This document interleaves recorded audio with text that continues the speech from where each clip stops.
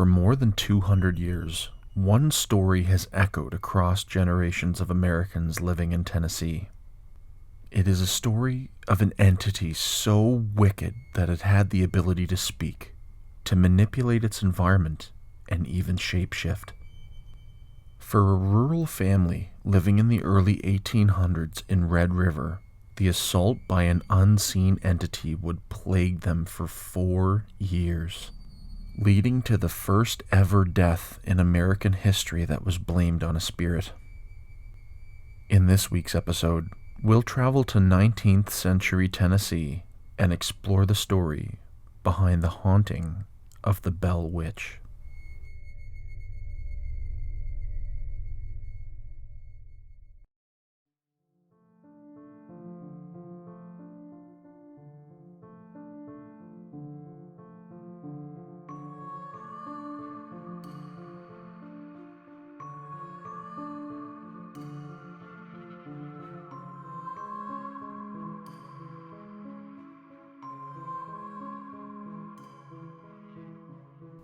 Hello everyone, and welcome back to another chapter of the Insidious Agenda podcast. As always, I'm your host Nick, and on this week's episode, we're going to explore the haunting of the Bell family by the entity simply known as the Bell Witch. Ensure you're subscribed to this podcast so you don't miss out on any of our weekly episodes. Now it's time to turn out your lights, close your eyes, let things go quiet, and just listen for a moment. Maybe you're alone, but maybe you're not. Now, follow the sound of my voice as we travel back to the time of the Bell Witch.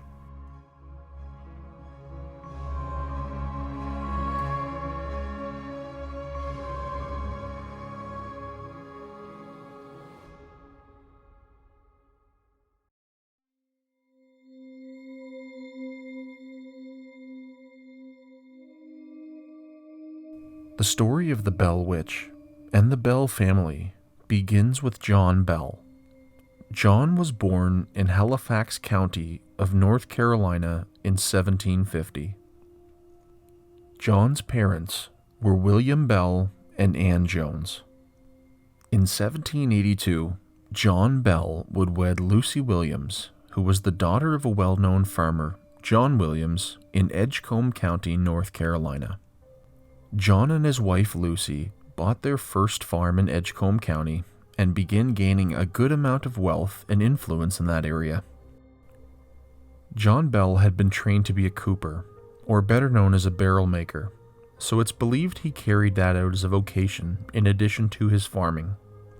John was described as a model husband and a father who had a reputation as a great businessman. By the year 1804, the Bell family had grown considerably, so much so that John and Lucy and their 9 children, in addition to 11 other families from North Carolina, relocated to Red River in Robertson County, Tennessee, an area just to the northwest of Nashville, but below the Kentucky border. Their children were Jesse, John, Drury, Benjamin, Esther, Zadok, Elizabeth, Richard Williams, and Joel Egbert. As the story goes, when the Bell family crossed the mountains of North Carolina, they experienced a phenomenon known as the Brown Mountain Lights. Balls of light that would fly from the ground up into the sky. This would be their first brush with the paranormal. Their new property along the Red River was a farm with nutrient-rich land and consisted of 320 acres along the river. The Bell family were members of the Red River Baptist Church, and John would become a deacon there. The family grew over the years and became moderately prosperous. In the year 1811, a great comet appeared in the sky and was taken as a terrible omen of things to come for all those who bore witness to it. It was visible in the night sky for around 260 days. In December of that year, the deadliest earthquake to hit the continental U.S. would strike.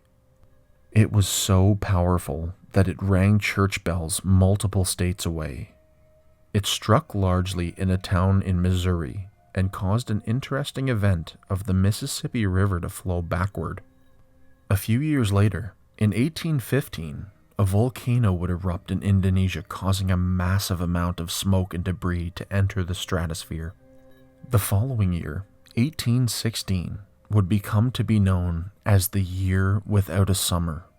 Cattle starved, crops died, corn inflated to $10 a bushel. And $10 at that time was approximated to about 3 years' wages. In 1816, John Bell would purchase a very young slave girl from the Batts family patriarch named Benjamin for the cost of $100. Some controversy erupted from this purchase, and John Bell was called before the church to testify to problems between himself and Benjamin Batts. For John's part, he attested to having purchased the girl, able to provide a bill of sale. However, he chose to leave her with her mother, owing to the fact she was very young. When John would return to claim the girl, Benjamin informed him that he had changed his mind on the sale. An argument would break out between the two men, with John Bell offering to sell the girl back to Benjamin for $150. Fortunately, cooler heads prevailed, and John did in fact sell the girl back to Benjamin for the sum of $120 and tore up the bill of sale. At this point, John Bell considered the matter to be concluded. Benjamin Batts, however, was not of the same mind as John. Benjamin traveled to Springfield, where he would file a lawsuit against John Bell. 2 years later, this resulted in the excommunication of John Bell from the Baptist Red River Church. Enter in now to the story Kathy, or Kate Batts, the wife of Benjamin's brother Frederick. Those who have researched the Bell Witch case believe that Kate was actually the daughter of Lucy Bell's older brother, John Williams.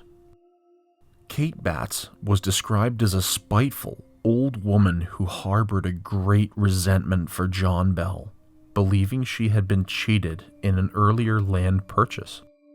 Kathy held no love for John Bell, and she even told him that one day she would eventually get even with him for what he did to her.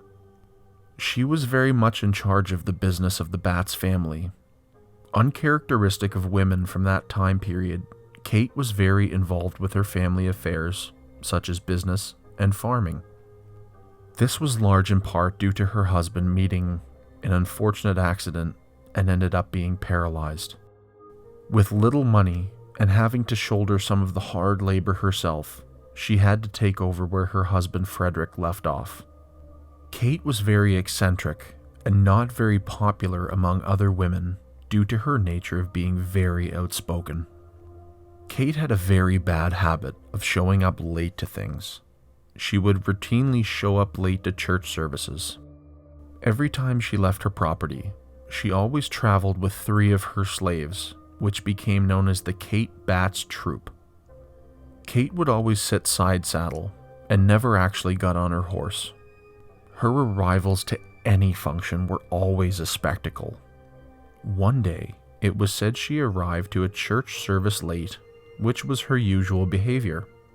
A man by the name of Mr. Edwards was at the front of the church praying on all fours for his salvation.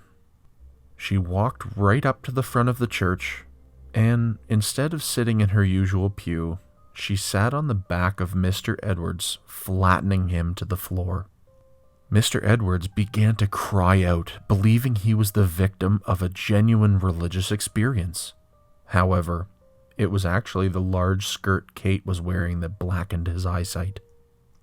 The priest begged her to move, to which she refused, giving the reasoning that he was getting closer to the Lord and to let him suffocate. It was largely believed among the community that Kate Batts practiced witchcraft and black magic. It was believed she was so proficient that she may have been able to conjure up a spirit with the sole intention of killing John Bell. The first event that was experienced in the Bell Witch haunting came in the year 1817. While out hunting on his property, John Bell encountered a strange creature in the cornfield. The animal was described as having the body of a dog and the head of a rabbit. He became very spooked by this event, and like anyone, John Bell fired multiple times at the creature. The creature itself would vanish immediately. Not thinking too much of this encounter, John returned home. That evening, sounds of beating against the exterior walls of the home began to start. They grew in strength and frequency with each passing day. When Bell and his sons would run out to discover what the cause of these sounds was, they would always dissipate before the cause could be discovered. What followed this was a pattern of gnawing sounds that sounded like rats eating the furniture. The sounds of chains being dragged through the house, stones being dropped on the wooden floors, and sounds of gasping and choking were all experienced in the cabin. The Bell children began seeing other strange creatures around the property that could even speak. Drew Bell once approached a bird of extraordinary size that was perched on the fence, and when he drew near, it flew away. While walking in their family's orchard one day, Drury and his sister Betsy noticed an old woman walking beside them. When they turned to speak with her, she disappeared. A man named Dean, who was enslaved by the Bell family, had noticed many strange things around the property. He noticed the giant birds and even once claimed to have spoken to a donkey. On evenings when Dean would travel to visit his wife, he reported being followed by a large black dog. Some of the stories of the early phenomena came from Dean. It's believed they were true, but possibly embellished when passing around stories to other people. Another legend about Dean specifically was that he claimed to once have been turned into a mule and attacked several times.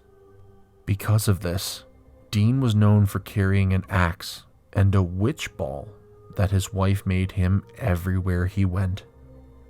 As time went on, the Bell family began hearing what appeared to be sounds of faint voices. They were too low to hear or understand, but sounded like an old woman singing hymns.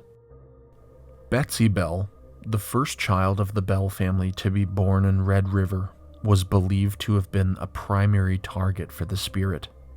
She once noticed a girl in a green dress swinging from the limb of an oak tree. One night, she woke up to hear strange noises in her bedroom. As she tried to scramble to get out of her bed to investigate, she found she was unable to. Her hair was tied in knots around her bedpost. She screamed to her parents, who rushed into the room with a lit candle.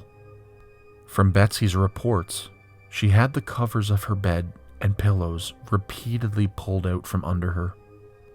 And no matter how many times she would fix it, the same behavior would repeat itself. Betsy would also become the victim of abuse from the spirit. Welts could be seen on her face and her body, and although the sound of slaps would be heard, nothing was ever felt until the manifestation of the welts. Both Betsy and her brothers, Joel and Richard Williams, would be scratched. Hair would be pulled. They would even be pinched or stuck with pins. The spirit also had a fascination with John's wife, Lucy. As legend has it, Lucy became very ill in the fall of 1820, and the family credited the spirit with bringing her back to health. The spirit would visit and speak to Lucy. It would sing her religious songs and drop hazelnuts and grapes on her bed for her to eat. When she finally recovered from her illness, the family would credit a doctor in town with saving her. The spirit proclaimed her to be the most perfect woman living. John Bell Jr. was also able to have long and intense conversations with the witch, but he never failed to show his animosity toward it, declaring it to be the spirit of the damned. When asked why it was haunting the family, the witch gave a multitude of reasons. a few of which were that the Bell family farm was built on an old Indian burial ground, and that there was buried treasure in the area. While Lucy experienced benevolent behavior from the spirit, the health of John Bell began to deteriorate.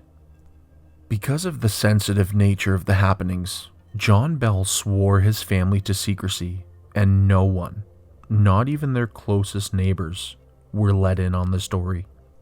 The Bell family was absolutely terrified of the torture and events that they were being put through. It was about a year after the manifestations began that word had begun to spread. It was finally time for John Bell to share the news with the Johnston family, close friends of the Bells. The head of the Johnston family, James, was initially skeptical of the news brought to him by his friend John. To lend credibility to the story John told him, James, along with his wife, would agree to stay with the Bell family that evening. James Johnston was a firm believer that whatever ailed the Bell family could be cured with Bible reading and prayer. When the Johnston family settled in for the night, it wasn't long before they were tormented by the same machinations that haunted the Bells. Bed covers were pulled from the bed. James was struck by an unseen force. This caused him to leap from the bed and exclaim, "In the name of the Lord, who are you and what do you want?" There came no reply, and the remainder of the evening was peaceful. When rising the next day, James informed the Bells that the perpetrator was an evil spirit, the kind the Bible warns about. It was Mr. Johnston's opinion that this news indeed needed to be told to more people. This led to a committee being formed and the launching of an investigation. The phenomena began to draw the attention of local people who had come from miles around in the hopes of hearing or witnessing the thing that was tormenting the Bell family. Growing in strength, the spirit gained enough strength to lend to its voice. The family would ask the spirit who it was, but different identities were offered. Legend has it that one of these identities was that of a spirit conjured by their former neighbor Kate Batts and referred to itself as Kate throughout the haunting. This was thought to be the most likely theory, so the unseen entity became known as Kate, the Bell's Witch. Possibly, it may have been as she had originally promised, and it was in fact that Kate Batts, in her spectral form, returned, finally trying to get even with him for taking advantage of her. The spirit was well versed in a great many things, the Bible, people's pasts and futures, and even possessed the ability to be in two places at the exact same time. One of the more well-known visitors to have visited the Bells' homestead was Major General Andrew Jackson. Fresh off his famous victory at the Great Battle of New Orleans, for which the Bells' sons, John Jr., Drury, and Jesse all fought under Jackson's command. He arrived to the home in 1819 after hearing about the events himself. Jackson brought with him a company of his men, well-groomed horses, and a large weapon. When approaching the home, Jackson's wagon became stuck in the mud of the creek bed, and the horses became unable to pull it any further. After trying to free it for some time, Jackson proclaimed that it must be the ghost of the Bell Witch. Legend has it that one of Jackson's men made the statement that he had a silver bullet and would do the witch in himself. Unfortunately for the soldier, the Bell Witch would also hear this, causing her to freeze the wagon where it stood. A female voice rose up from thin air and informed Jackson that they could proceed, for she would be back to visit them again later that evening. After this, they were able to reach the Bells' home. Jackson would regale the Bells with old war stories all evening. After several uneventful hours went by at the farm, one of Jackson's men drew a pistol and proclaimed that, again, he had a silver bullet and would kill any evil spirit it was fired at. He would tell the other soldiers that nothing attacked them because the spirit was afraid of them. Without delay, the soldier screamed and began jerking his body in different directions. He claimed that he was being struck with pins and beaten. A strong kick sent the soldier out of the front door of the Bell's home. The spirit's voice would again speak to Jackson, announcing to him that there was another fraud in his party that it would reveal the following evening. The event scared Jackson's men so badly that they begged to leave the farmstead. But Jackson, wanting to know who the other fraud was, wished to remain. With discipline prevailing, the soldiers went back to their tents, unrelenting in their attempts to get Jackson to leave the farm. The remainder of what happened the rest of the night is unclear, but Jackson departed the following morning very early, headed back for Nashville. It is believed that Jackson would later proclaim, "I would rather fight the whole of the British Army than fight the Bell Witch." Following Jackson's departure, the phenomena would continue. The entity continued to express its desire to kill John Bell. John would begin experiencing some twitching in his face, sometimes leading to paralysis, and he had trouble swallowing for almost a year. The condition John suffered from is likely that of, as known in modern day, Bell's palsy. And no, Bell's palsy has no relation to this incident, as it was discovered much later. By the fall of 1820, John became confined to their home due to his ailing health. Trapped in his home, the entity would try to remove John's shoes whenever he would try to walk, and would torment him the most after he would recover from seizures. The voice of the witch would be heard all over the farm, cursing the name of old Jack Bell. At long last, the spirit would succeed in its ultimate goal. John Bell departed the world on the morning of December 20th, 1820, at the age of 70. He was found by his son Drew and had a strange, smoky odor on his breath. The day before his passing, John had slipped into a coma. Immediately following his death, the family found a strange vial of black liquid in the cupboard. Wanting to test it out to see exactly what it was, John Jr. put 2 drops on the tongue of the family cat. The cat immediately reacted to it. It jumped into the air, rolled over, and was dead by the time it hit the floor. By this time, the Bell family started to turn on each other. They attempted to figure out who could have done this. Was it a member of the family, the neighbors? All would soon be answered, as an all too familiar voice would break the air. Taking credit for the death of John Bell, the entity said, "I gave old Jack a big dose of that last night, which fixed him."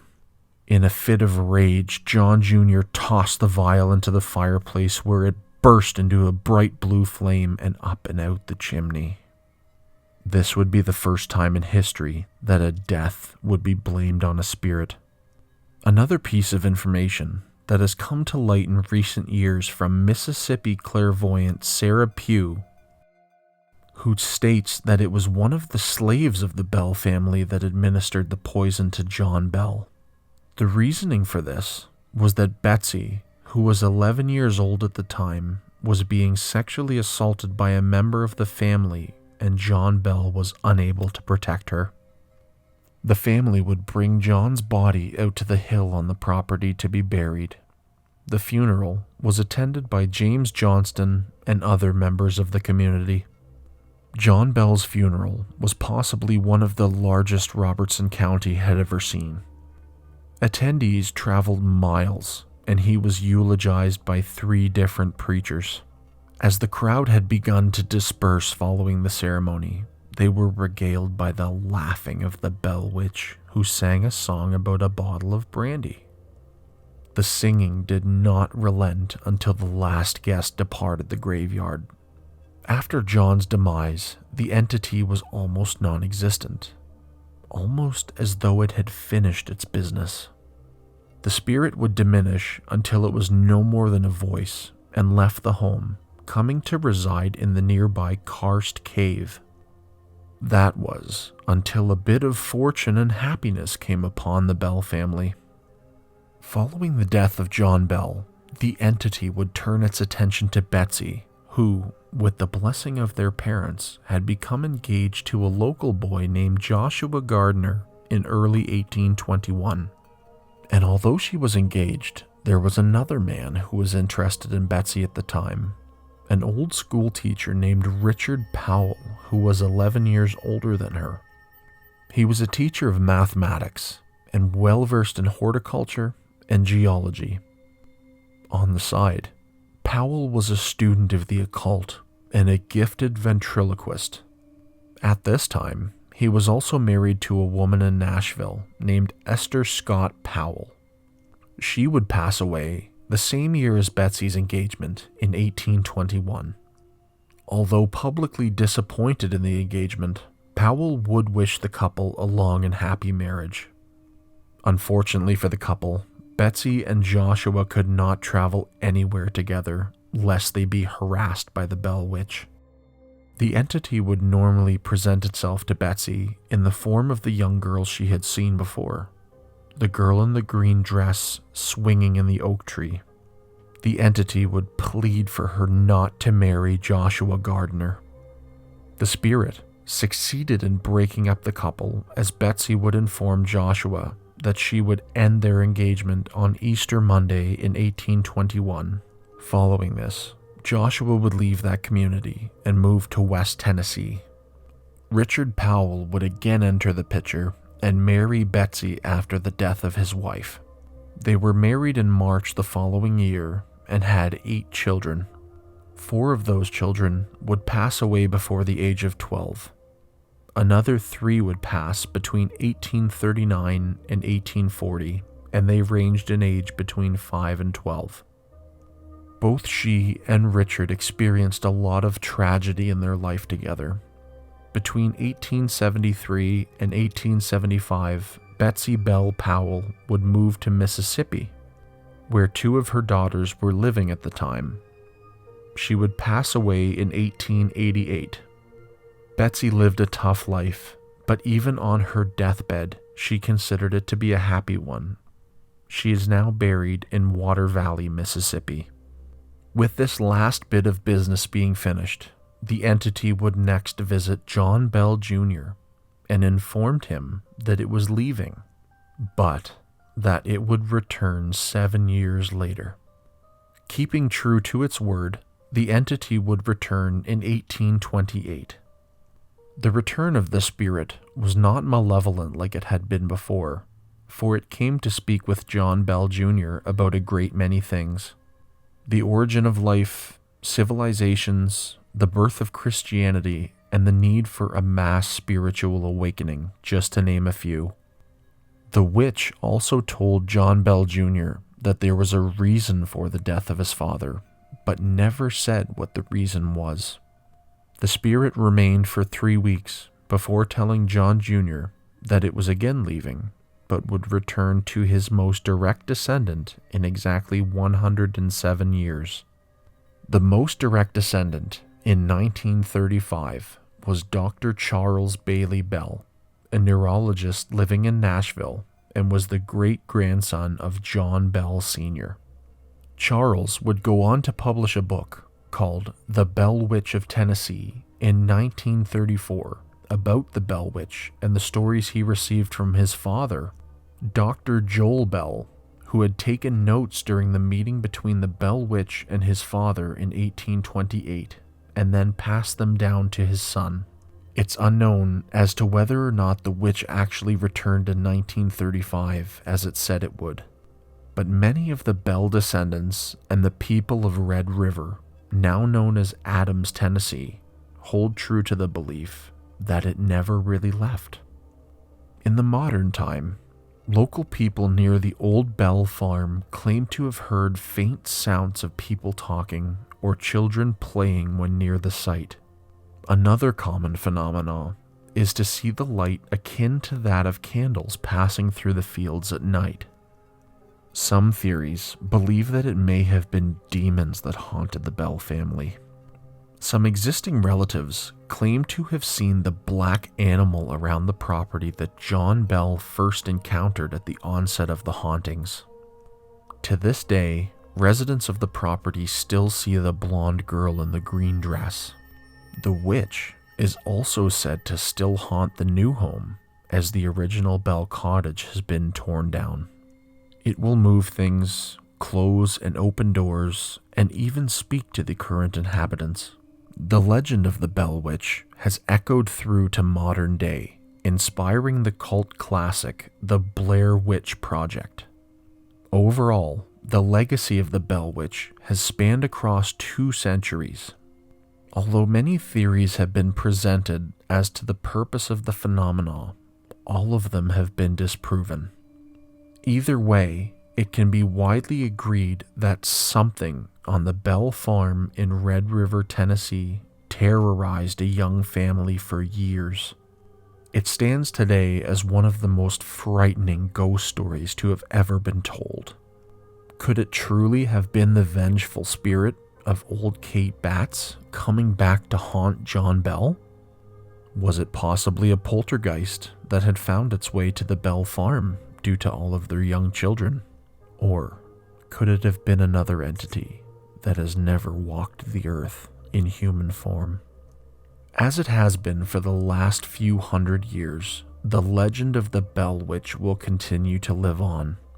But if you're interested in meeting the witch for yourself, as the Tennessee legend goes, all you have to do is stand alone in a dark room in front of a mirror and repeat, "I hate the Bell Witch," 3 times, and she might just appear. And with that, to end our story,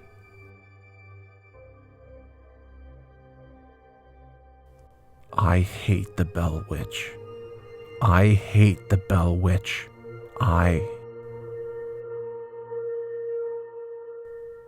Hello, Kate.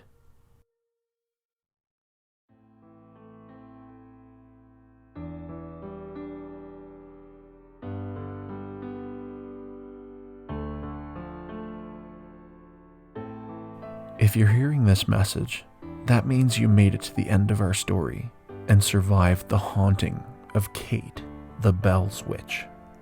I'd like to thank you very much for listening, and I hope you enjoyed the story of the Bell Witch of Tennessee.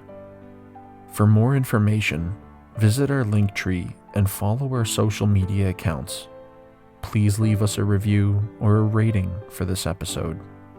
Remember to subscribe to the podcast, because downloads really help us out, and so you don't miss any of the new episodes to come. Please be a friend and tell a friend about the Insidious Agenda podcast. If you would like to show your support for the podcast, donations can be made to our PayPal account in the Linktree. So please come back next week as we discuss the most haunted home in England, known as the Borley Rectory. New episodes are released every Tuesday at 5 a.m. Eastern Standard Time. But for now, it's time to close the cover of the Insidious Agenda. I'll see you again next week.